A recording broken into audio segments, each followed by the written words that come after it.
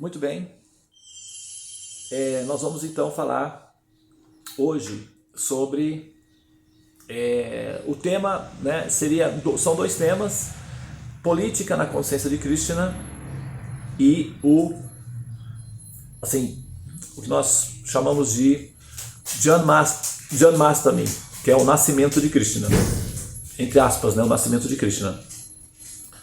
Mas eu não acho que eu vou conseguir conciliar os dois temas, né, nesse único ponto. Então, o que eu vou fazer? Eu vou falar sobre Krishna e vou deixar o segundo assunto, que é a questão da política na consciência de Krishna. Inclusive, eu convidei um rapaz que ele é estudante, ele estuda, ele é de uma linha védica chamada Krishna Marga, e ele estuda política nos Vedas, né? Ele estuda a política dentro do compêndio da cultura védica, né? De modo geral. Então, existe um método que é utilizado, né, para explicar como é que a política védica ela se encaixaria dentro do quadro social atual. Ele ficou de elaborar uma palestra para nós. Seria uma questão mais técnica, que vai envolver também alguma filosofia, né? Mas eu estou aguardando ele, né, terminar a montagem da apresentação, para nós marcarmos então um dia em que ele vai vir e vai dar as explicações, tá bom? E eu vou fazer sim a correlação, porque na medida em que nós vamos falando de Krishna, nós vamos chegar num ponto que é a Batalha de Kurukshetra.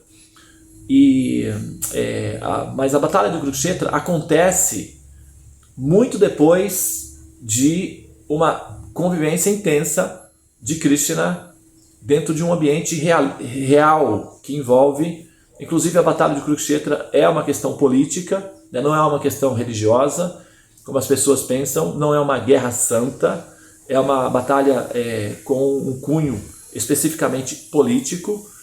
Porém, a situação política naquele momento foi utilizado, né, como combustível ou plano de fundo para se entoar o texto, que é o Bhagavad Gita, que é uma mensagem transcendental. Mas o ambiente é político, toda a situação é política, e aí se descreve o comportamento, né, como era organizado politicamente a sociedade, e quais são as regras de conduta ética que motiva e norteia a política védica, tá? Então, a gente vai chegar nesse momento aí. Mas até chegar lá, nós vamos falar bastante sobre Krishna, e isso nos purifica muito, tá? Agora, é dito nas escrituras, nos Shastras, nas escrituras védicas, que para que a pessoa tenha os orifícios auriculares, né, o sistema de audição, o órgão auditivo, né, os órgãos que se relacionam com a audição e o sistema auditivo, todo esse mecanismo ele foi projetado para, né, infinitas funcionalidades, porém a funcionalidade principal é ouvir sobre as qualidades transcendentais da Suprema Personalidade de Deus, que é o Criador, né, de todas as criaturas e o Criador dos universos materiais e a fonte original de onde os universos espirituais, o plano espiritual, a plataforma espiritual, a realidade espiritual se manifesta. Então o sentido a nossa capacidade de ouvir requer também uma predisposição para entender o que se ouve. E essa combinação entre ouvir e compreender o que se ouve levará o ser a desejar compreender a si mesmo em algum momento. Inevitavelmente, essa autocompreensão vai levar esse ser a deparar-se com a realidade de que ele é um ser criado, e que, no sentido de que ele não é fonte de existência de si próprio, existe uma fonte da qual ele se origina, ou da qual nós nos originamos, ou da qual a entidade viva se origina, e nesse momento ela se depara com a suprema personalidade de Deus, sendo, portanto, orientada por aqueles que já tiveram conhecimento acerca da suprema personalidade de Deus e que são, portanto, capazes de orientar outros a como reconhecer essa pessoa suprema. Tá? Então, nesse ponto, nós, ao ouvirmos sobre Krishna, ao falarmos sobre Krishna, nós purificamos a nossa mente, nós purificamos o nosso coração e nós nos tornamos pessoas auspiciosas, né? O termo é auspicioso, porque ouvir sobre Deus, falar sobre a suprema personalidade de Deus produz créditos piedosos, produz um estado de entendimento, não da realidade que está relacionado com piedade, então é piedoso. Portanto, somente almas muito piedosas podem ouvir sobre Krishna. Em que sentido? Podem, não é que, por exemplo, a gente define quem vai poder ouvir falar sobre Krishna ou quem não vai poder ouvir falar sobre Krishna, mas no sentido de que somente elas que conseguem ter um momento, ao menos um momento, em algum momento, ouvir falar sobre Krishna. Aquelas que são mais piedosas, elas então se interessam intensamente por Krishna a ponto de despertar o amor original adormecido pela suprema personalidade de Deus, né? É claro que até que a pessoa entenda Krishna ou consiga processar a informação de que Krishna é a suprema personalidade de Deus, isso requer certas considerações filosóficas ou teológicas que são considerações prévias, ou seja, é como se fosse o ABC, né? Entender Krishna como sendo a pessoa suprema é o ABC do entendimento de Deus. E aí é que entra as questões teológicas, como, por exemplo, se Deus é bom, porque o mal existe, porque Deus cria o mundo material, porque as almas existem, porque nós estamos aqui, o que são as leis do karma, como isso foi criado, com qual propósito isso foi criado. Então, essas compreensões, elas são compreensões entendidas como compreensões canistas, ou compreensões básicas, compreensões iniciais. Somente após essas compreensões iniciais terem sido devidamente processadas ou eliminadas, é que a alma, de fato, consegue ouvir sobre Krishna com amor ao mesmo tempo, né? Do contrário, mesmo que seja cultural, ou seja, meramente por curiosidade de querer saber como funciona ou como é Krishna, também isso é piedoso, também isso é altamente purificante, mas não é o suficiente para despertar o amor. Então, é claro que para muitos de vocês, ou para alguns de vocês, enquanto eu contar as histórias de Krishna, vai parecer uma mitologia, vai parecer uma história curiosa, como um conto de fadas, talvez, vai parecer, ou histórias apenas, né? Porque é necessário que a pessoa tenha umas considerações, ou seja, como se fossem drivers, né? Para que você consiga, por exemplo, estar participando dessa palestra aqui.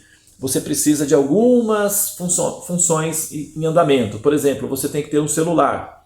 Depois, você tem que ter um celular moderno, não pode ser um celular antigo. E você tem que ter alguma habilidade de processar esse equipamento, ou seja, você tem que baixar o aplicativo, né, o Google Meet. Você tem que ter um roteador funcionando, você tem que estar conectado com a internet. E aí você precisa de drivers, né, que são softwares, na verdade, que funcionam no equipamento e que permitem você ter essa interação nesse nível, de poder me ver na sua tela. Então, é necessário uma série de considerações até que você possa me ver na sua tela, né? Não é uma coisa assim tão simples e automática. É tudo muito automático porque a gente já está habituado, é muito simples, pega o celular, né, baixa o aplicativo, liga lá e tal, já funciona tudo muito rápido. Mas, na prática, não é bem assim não. Foram mais ou menos 200 mil anos de esforço humano para chegar até esse ponto, né? Então, da mesma forma, para se poder entender Krishna, ou para se poder ouvir sobre Krishna, se poder no sentido de interagir em realidade, né, no seu nível de realidade com Krishna, é necessário, sim, que algumas considerações prévias sejam feitas. Essas considerações prévias já foram feitas, né, na verdade.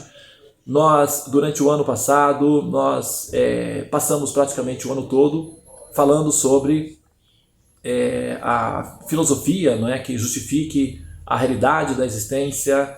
Existe um tema de estudos que se chama o Teorema dos Sonhos, para aqueles que quiserem compreender a simulação e entender a mente de Deus, do porquê Ele cria o mundo material, do porquê as almas existem, e até mesmo do porquê o mundo chamado material é uma simulação, e porque nós estamos iludidas dentro dessa simulação. Então, aqueles que se interessarem por essa parte mais, né, que te dará sustentabilidade para entender Krishna, já está disponível, todo esse compêndio de conhecimento já foi feito, está disponível, tá? Então aí agora, né, é uma questão individual do interesse de cada um de vocês. Nessa fase a gente vai falar diretamente sobre Krishna, né? Então eu reitero aqui essa observação de que, na verdade, não vai ser assim possível que todos vocês compreendam Krishna já, né, de fato. Vocês vão ouvir as histórias, isso vai purificar o coração e tudo, mas eles vão ficar, essas histórias sobre Krishna vão ficar ainda no âmbito dos contos de fadas ou da mitologia, tá? Então isso é compreensível, tá bom? E vai parecer que eu sou um pouco ingênuo, né? Como é que pode, né, o Devananda acreditar nessas histórias? É muito curioso, né? Eu até, às vezes, logo que eu entrei no movimento também, isso me chamava muita atenção, porque eu via pessoas de alto nível intelectual, de alto nível filosófico, falando sobre as histórias de Krishna, e aquilo me parecia muito infantil, me parecia assim algo muito contraditório, né? E eu ficava curioso, como que pessoas tão intelectualmente desenvolvidas ou versáteis, né, dissertam sobre esse tema como se isso fosse de fato verdade, né? Eles falam como se fosse uma realidade. Das duas, uma.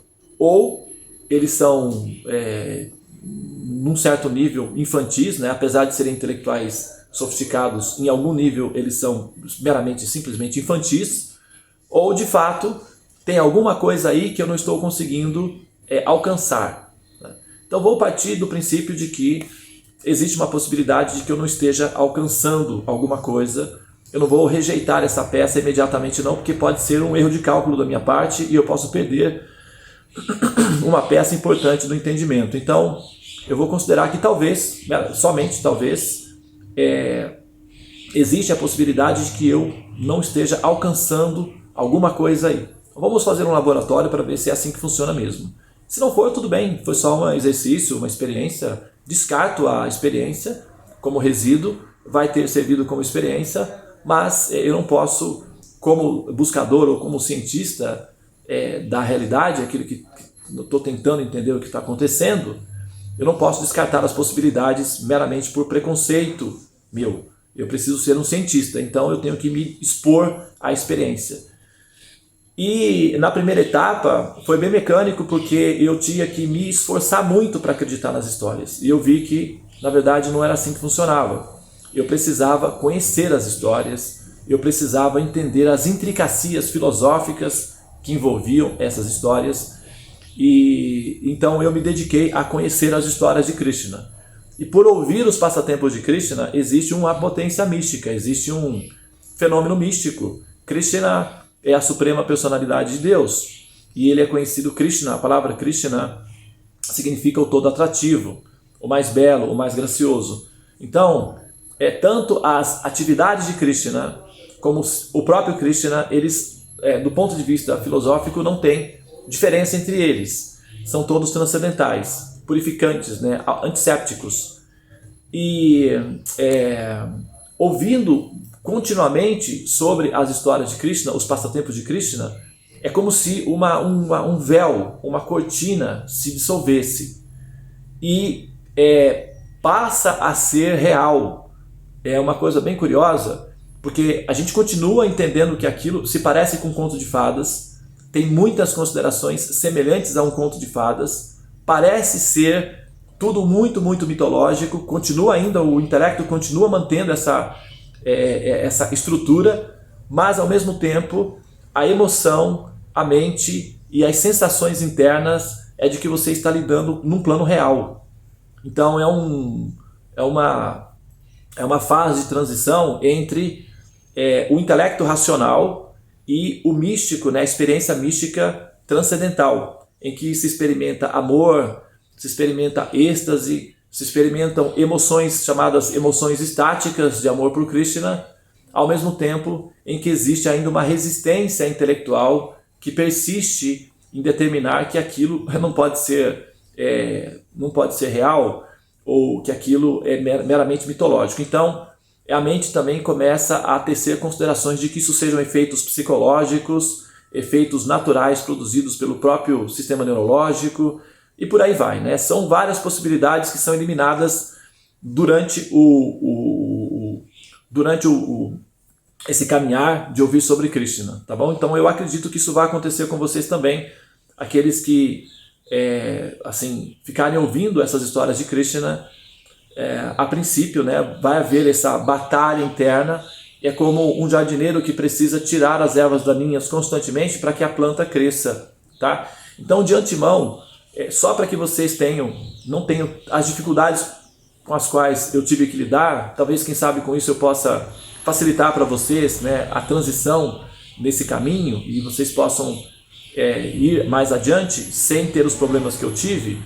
Eu vou fazer uma afirmação que vocês devem considerar como uma indicação importante, tá? Eu vou fazer uma afirmação categórica e essa afirmação categórica vai poder ser confirmada por vocês no futuro, tá? Os passatempos de Krishna, as lilas de Krishna são realidade, não são mitologia, tá? Eles se parecem muito com contos de fadas, eles se parecem muito com mitologias, porém, eles são reais, tá? Então, assim, leve isso em consideração. Como você vai conseguir entender isso, aí já muda tudo.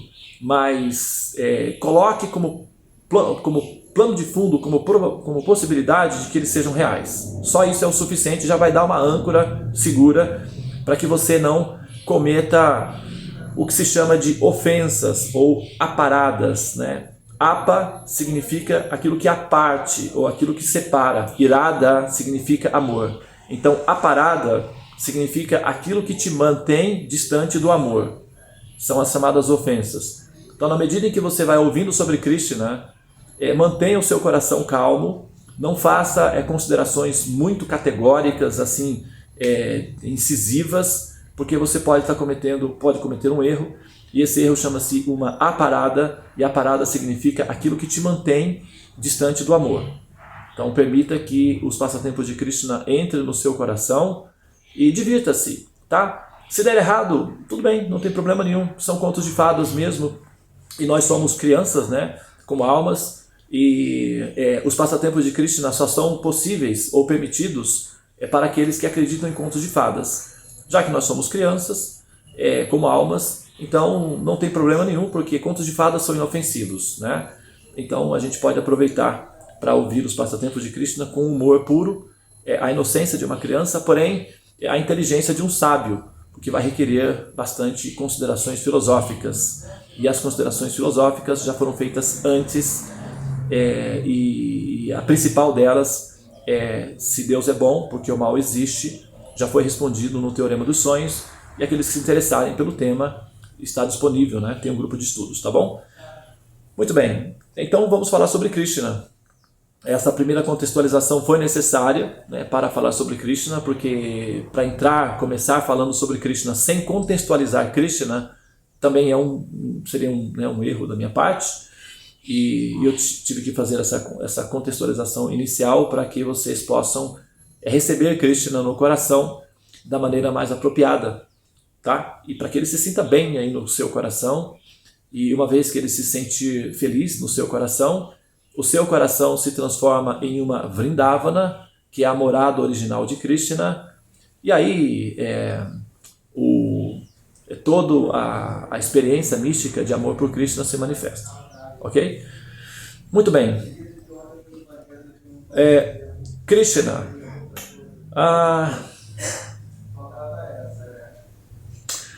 Krishna, ele é o summum bonum. Ele é seria, por exemplo, a nata, né? Tem o leite e tem a nata do leite, que é o leite condensado, tá? Então Krishna, a comparação que se faz é que Krishna é como se fosse o leite condensado, intensificado com açúcar, que dá o prazer da delícia do sabor. Krishna é o objeto supremo de amor. Krishna, muito embora Krishna seja a suprema personalidade de Deus, ele próprio inspira ou incentiva aqueles que desejam conhecê-lo a superar essa ideia de que ele é Deus. Tá? A princípio, a ideia de que ele é a suprema personalidade de Deus é funcional apenas para que nós entendamos a relevância da sua existência. Porém, para se ter um relacionamento afetivo amoroso com Krishna, a ideia de que ele é a suprema personalidade de Deus atrapalha, congestiona o processo. E aos poucos a gente vai entendendo isso daí, tá? Mas, a princípio, sim, a gente estabelece ele como a suprema personalidade de Deus. Então, originalmente existem duas linhas, duas escolas filosóficas que falam sobre Krishna. E essas escolas filosóficas são chamadas Vaishnavas.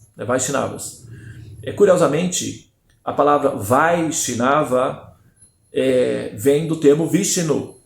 Vishnu, que significa a verdade onipresente, a verdade onipenetrante, a verdade onipotente, Vishnu, a verdade absoluta, ou a suprema personalidade de Deus, Vishnu.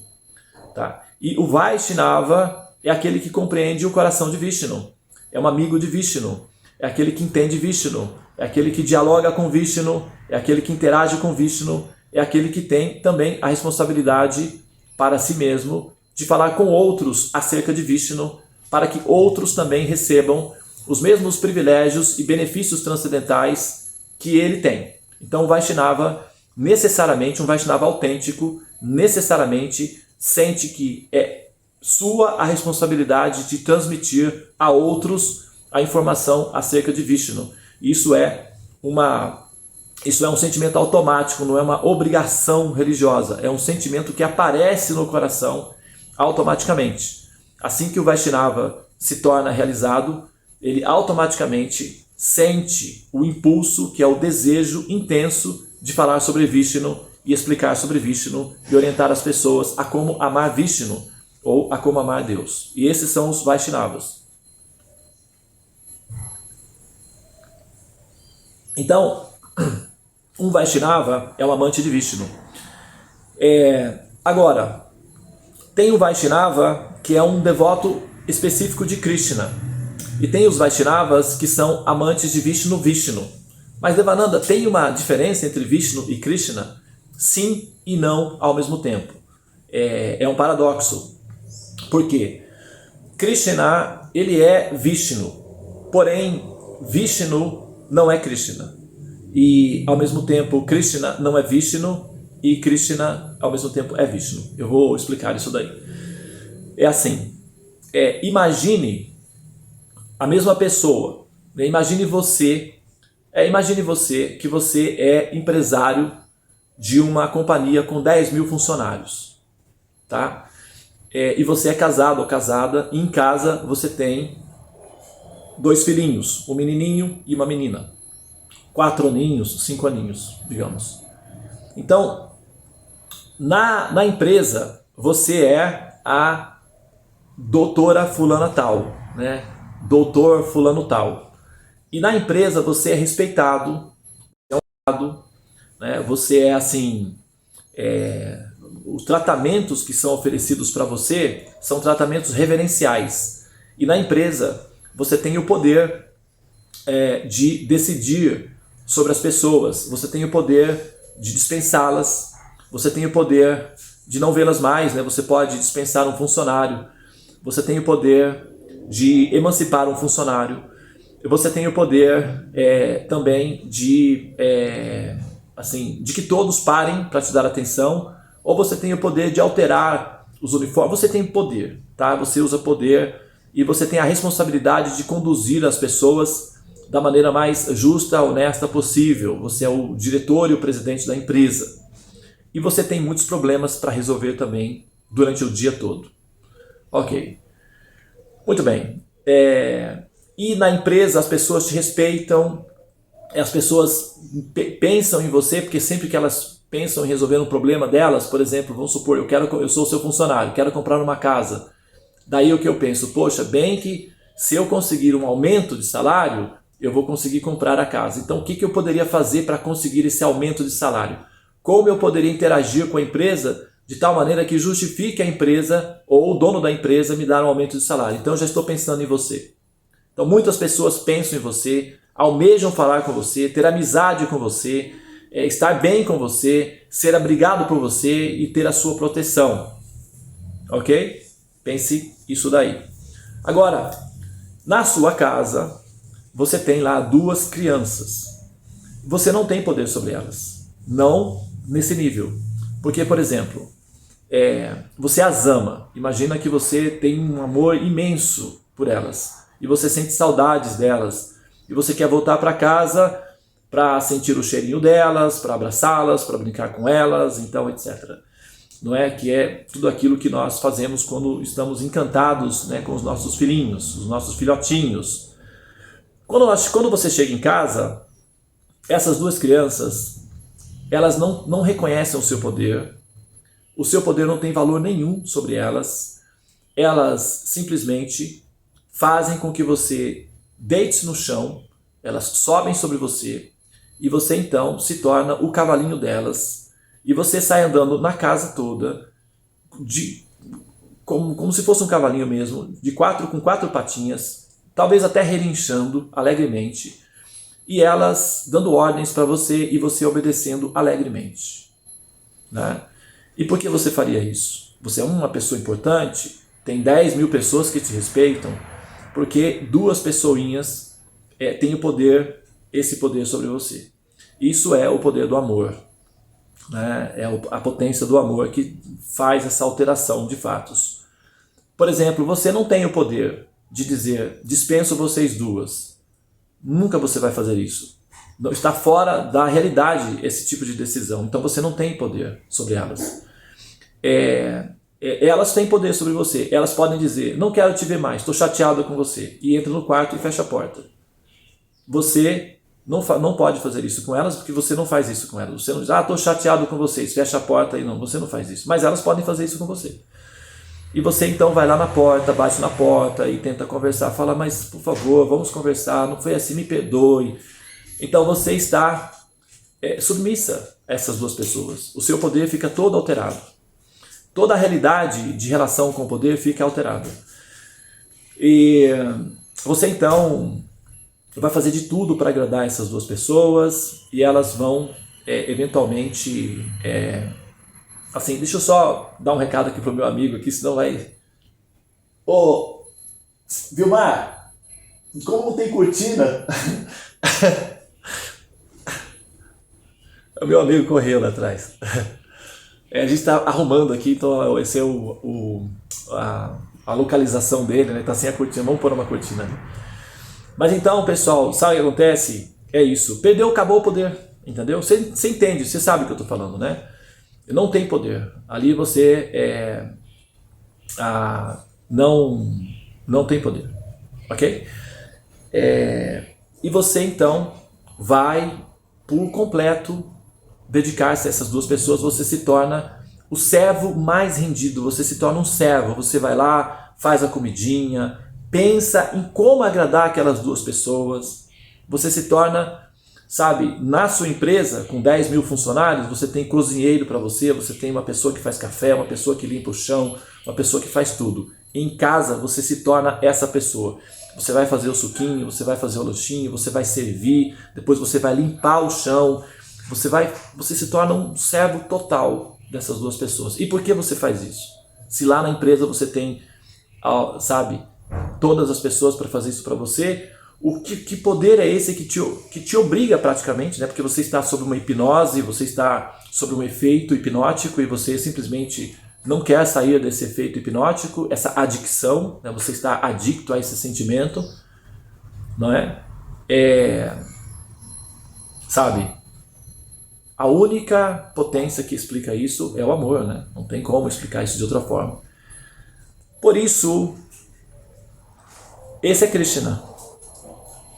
Krishna Vishnu é Deus, a pessoa suprema, cheia de poderes, controlando o universo todo, administrando os movimentos das criaturas, trabalhando. Krishna é Deus em casa com seus filhinhos. A situação é completamente diferente, a realidade é totalmente diferente, o humor é completamente diferente. São a mesma pessoa? São. Mas são a mesma pessoa? Absolutamente, de forma alguma. Não tem a menor chance de ser a mesma pessoa. Então Krishna é Deus, sim. Mas Krishna é Deus. Olha, se você olhar Krishna na sua intimidade, a primeira afirmação é: não é possível ser Deus. Deus é poderoso, é grandioso, é majestoso. Deus sabe, é infinito. E Krishna não parece ser isso. Então, se eu chego na sua casa, por exemplo, eu sou o seu funcionário, e eu sou a pessoa que limpa o seu escritório, e eu chego na sua casa e vejo você tomando bronca do seu filhinho, e você limpando o chão, que ele derrubou o suco, e ele ainda está acusando você de ser negligente. Não, você foi me dar o copo e você não prestou atenção e o copo derrubou e a culpa é sua, agora limpa. E você discutindo com seu filhinho amorosamente, dizendo: não, foi você. Ele dizendo: não, foi você. E você vai limpar sim. E você vai e diz: sim, tudo bem, eu vou limpar. E você vai, limpa, me perdoe, desculpe, da próxima vez eu vou ser mais atento. Eu sou o seu funcionário que limpo o seu escritório. Vendo você agir assim, é uma situação completamente diferente. Então, Krishna é justamente essa pessoa, né, na intimidade, que abdica do direito de poder e de potência de Deus para ser simplesmente um ser, para simplesmente viver o seu direito de amar livremente e de ser feliz com amor, apenas, nada mais. Agora, para que nós possamos entrar nessa lila de Krishna, nós precisamos necessariamente nos tornar filhinhos de Krishna, né? Filhinhos e filhinhas de Krishna. Nós precisamos nos tornar criancinhas, nós precisamos nos tornar encantadoras, né, como almas. E, bom, aos poucos a gente vai aprendendo a como fazer isso, tá? O Mahamantra nos enternece, o Mahamantra nos amacia, nos purifica, nos acalma, nos torna mais, primeiramente humanizados, né? Humanizadas, seres humanizados, e depois nós transcendemos a humanidade e nos tornamos transcendentes.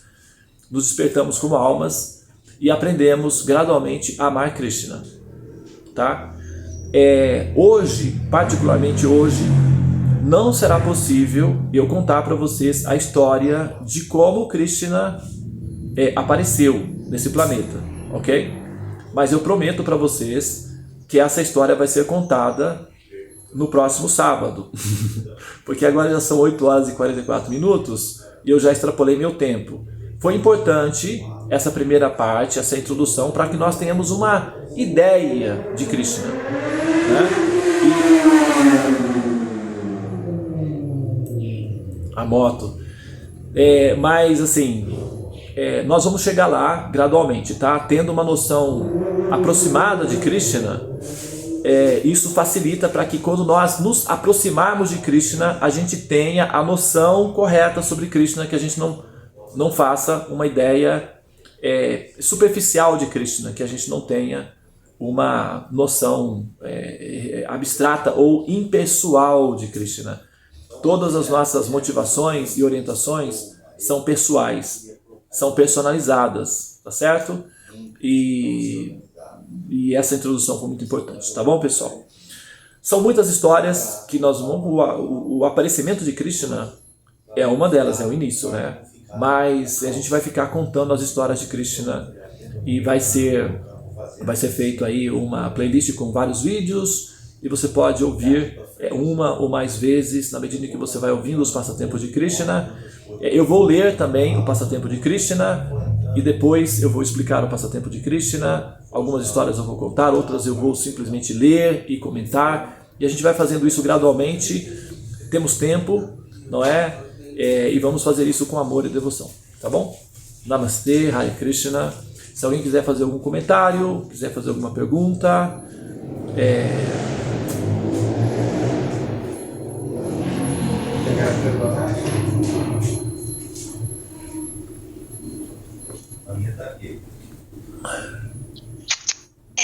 bom dia, Deva. Bom dia. Não, pra mim, só pra dizer que pra mim, acho que as perguntas virão surgir conforme você vai falando, né? Isso. Contando esses relatos, como você agora contextualizou. Nesse momento eu não tenho perguntas. Exatamente. Muito bem. Então, vamos para a feira. Hoje é sábado.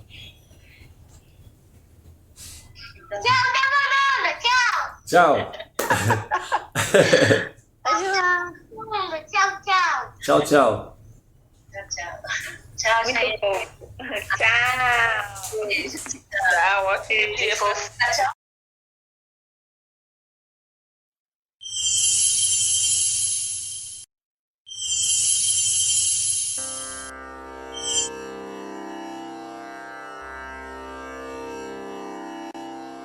Hare Krishna, Hare Krishna, Krishna Krishna,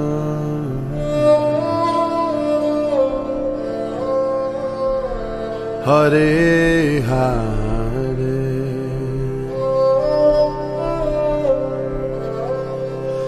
Hare Rama,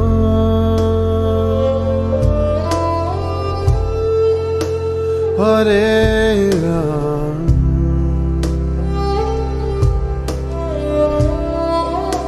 Rama Rama,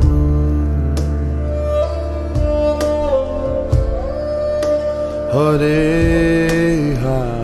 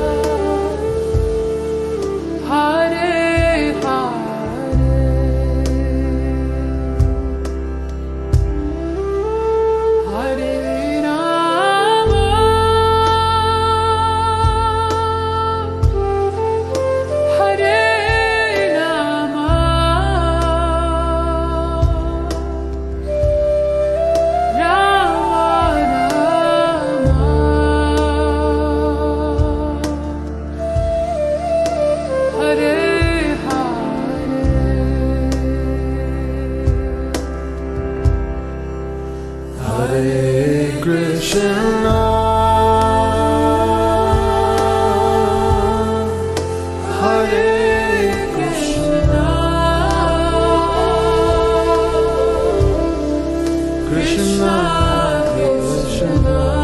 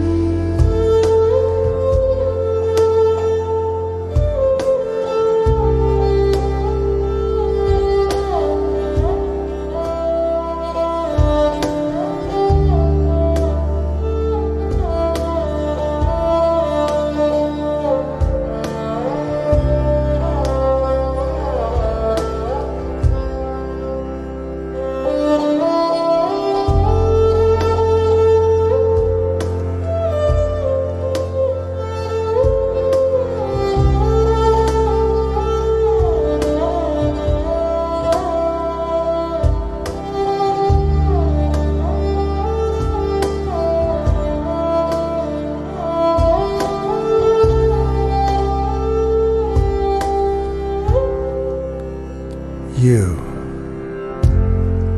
could become a great horseman and help free yourself and this world, though only if you in prayer become sweet lovers.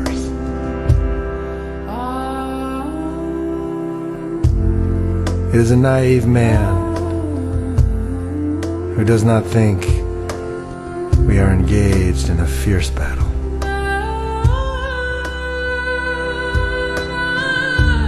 For I see and hear brave foot soldiers all around me going mad.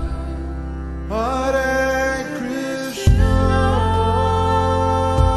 And falling on the ground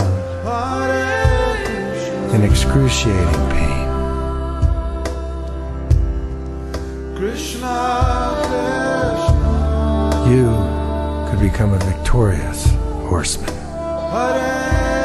and carry your heart through this world like a life-giving sun.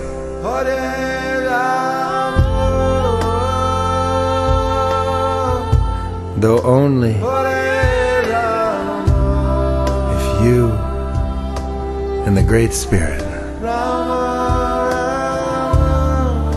become sweet lovers.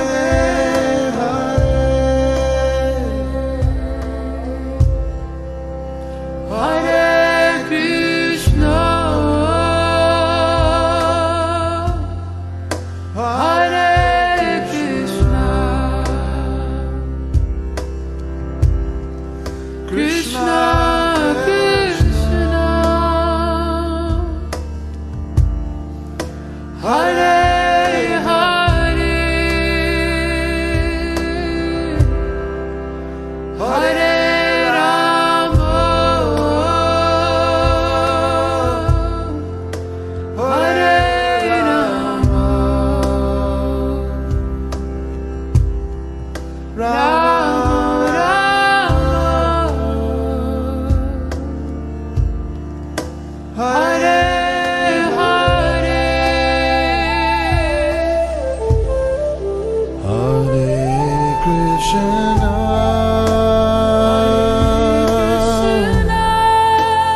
Krishna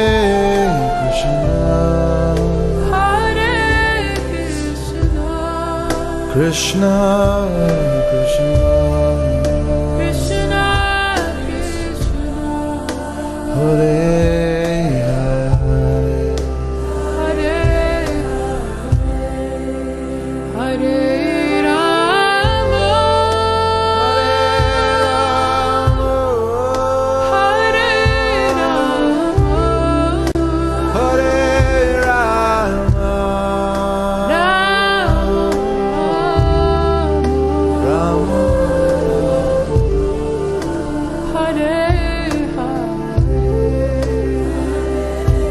Take us home, Benji.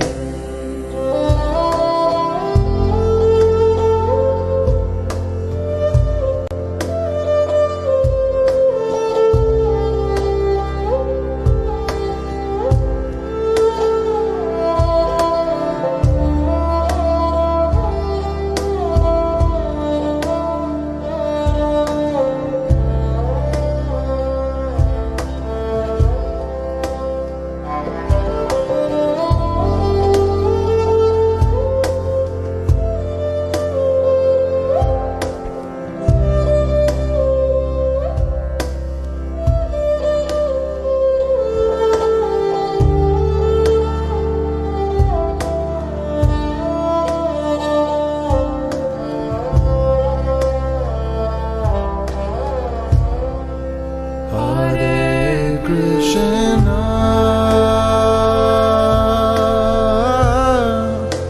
Hare Krishna Krishna Krishna Hare